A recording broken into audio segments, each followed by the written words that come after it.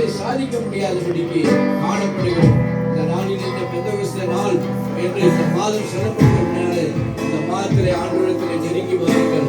பரிசுத்த ஆவியானவரே, அது எப்படி நாங்கள் உண்மை அறிந்து கொள்ள வேண்டும், எப்படி நாங்கள் பெற்றுக்கொள்ள வேண்டும் எங்களுக்கு தெரியல ஆண்டவரே. எங்களுக்கு சொல்லிக் கொடுங்க ஆண்டவரே, எங்களுக்கு சொல்லிக் கொடுங்க ஆண்டவரே. எங்க மேல இறக்கி வாருங்க, என்னை தகுதியுள்ள பாத்திரமாய் மாற்றுங்க ஆண்டவரே. தேவனே, நீர் எங்களுக்குள்ளே தங்கி இருக்கிற ஒரு ஆலயமாய் என்னை மாற்றுங்க. என்னிலே காணப்படுகிற விடாப்பிடியா இருக்கிற பாவங்கள் ஆண்டவரை நான் விட்டுவிட வேண்டும் என்று இருந்தாலும் விடாதபடி பிடித்திருக்கிற பாவங்கள், அல்லது நானே தேடி தேடி ஓடி விழுந்து விடுகிற பாவங்களை எங்களுக்கு ஆண்டவரை மன்னித்து அவைகளை செய்யாதபடிக்கு நீர் மாற்றுங்க ஆண்டவரே அப்படின்னு சொல்லி கேளுங்க. இங்க மட்டும் இல்ல, வீட்டுக்கு போய் அப்படியா ஜெபம் பண்ணுங்க.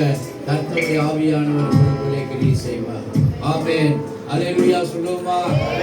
நாளிலே வார்த்தையை கொண்டு வந்ததான அருமையான மகனை கர்த்தர் ஆசீர்வதிக்கும்படி அல்லேலூயா சொல்லுவோமா?